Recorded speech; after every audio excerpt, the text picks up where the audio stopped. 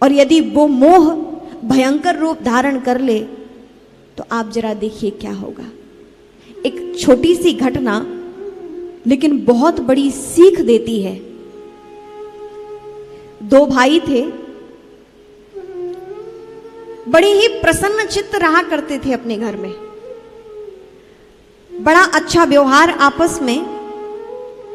तो एक दिन की बात, घटना क्या घटी कि एक भाई, छोटा भाई छत पे खड़ा हुआ प्रातःकाल ब्रश कर रहा था, मुख शुद्धि कर रहा था,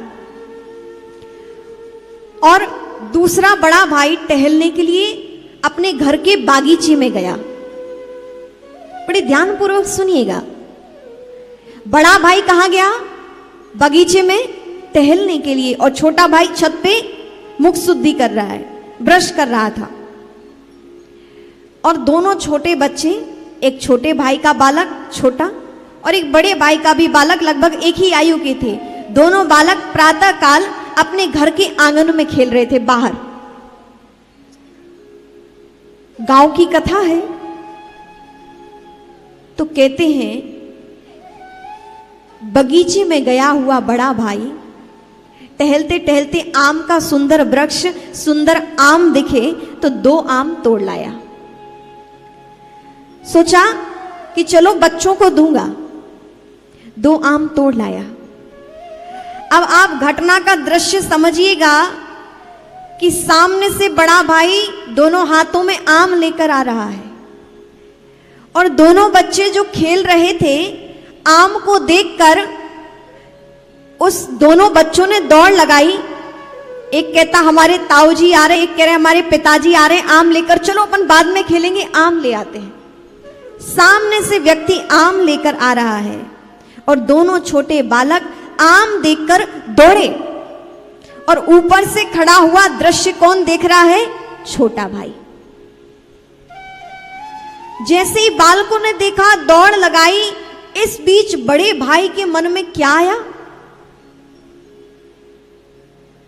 कि एक आम थोड़ा बड़ा है, एक आम थोड़ा छोटा है, तो जिस ओर हाथ में बड़ा आम था उस ओर से मेरा बालक आ रहा है, और जिस आम में छोटा आम था हाथ में उस ओर से छोटे भाई का बेटा आ रहा है। यानी जिस हाथ में बड़ा आम उस ओर छोटे भाई का बेटा आ रहा है, और जिस हाथ में छोटा आम उस ओर से मेरा। लेकिन हुआ क्या कि जिस हाथ में बड़ा आम और एक हाथ में छोटा आम, जैसे ही बालक दोनों आए तो उस व्यक्ति ने क्या किया? जिस हाथ में बड़ा आम था उसको अपने बच्चे की ओर कर दिया, और जिस हाथ में छोटा आम था घुमा के इस ओर छोटे भाई के बच्चे की ओर कर दिया। हुआ क्या? ये दृश्य भाई ने देखा, मन को बड़ी गिलानी हुई। अब आप सोचिए, आम कितना बड़ा होगा? 10-20 ग्राम थोड़ा बड़ा होगा, लेकिन मोह, बड़ा आम मेरे बेटे को मिलना चाहिए, छोटा आम छोटे भाई के बेटे को। बस 10-20 ग्राम का ही अंतर होगा, लेकिन भावना आप देखिए कि बड़ा आम मेरे बेटे को मिलना चाहिए। उसका हाथ जो ऐसे था वो घूम गया। ये दृश्य देख लिया छोटे भाई ने, तब तो कुछ नहीं कहा, मर्यादावश, लेकिन पत्र लिखकर भाई के कक्ष में पहुंचा दिया। और पत्र में लिखा था, भैया मैंने सब कुछ देख लिया, आपकी भावना मैंने देख ली, और इस भावना से मैं बहुत दुखी हूं, लज्जित हूं। 10 दिन के लिए मैं बाहर जा रहा हूं, लेकिन आप अब इस बीच बंटवारा करके रखिएगा, अब मैं आपके साथ नहीं रहूंगा। पत्र ज्यों ही देखा बड़े भाई ने, मन को बहुत बड़ी ग्लानि हुई कि ये मैंने क्या किया।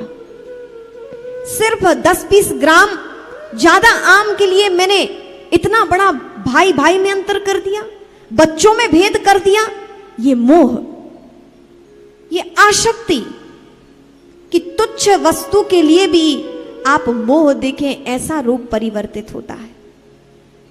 कहने का तात्पर्य यह है कि जहां इस ओर से विचार आ जाए, स्वार्थ का अभाव प्रकट हो जाए, जहां प्रेम का अभाव प्रकट हो जाए और मोह से व्यक्ति ग्रसित हो जाए, वहां पर रामचरित तो नहीं, महाभारत अवश्य होती है।